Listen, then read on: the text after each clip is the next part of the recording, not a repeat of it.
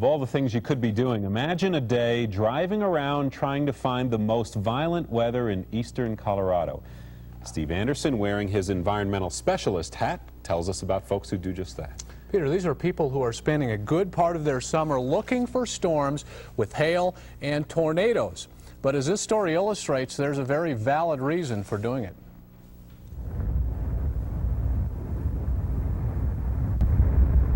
We have a possible funnel cloud to our south-southwest.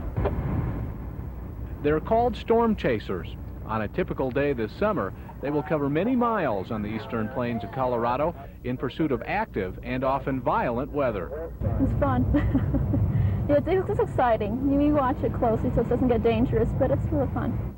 The chasers are part of a study this summer to test new technology scheduled for use by the National Weather Service in the 1990s.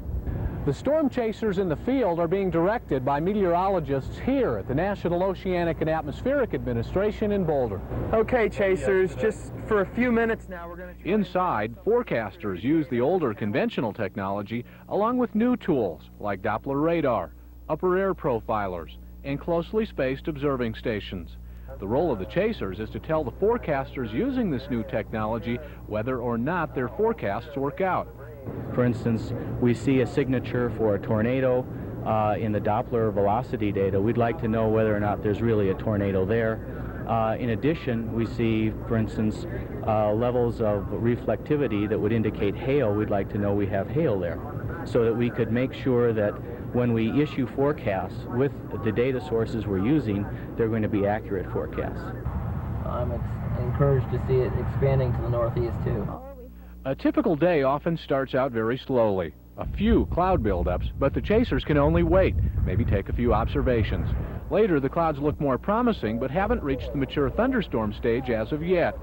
By late in the afternoon, the clouds grow darker, and word comes of hail and possible funnel clouds. You might want to think about maybe possibly jogging a little bit west. The chasers are moved to a new position, closer to the heart of the storm.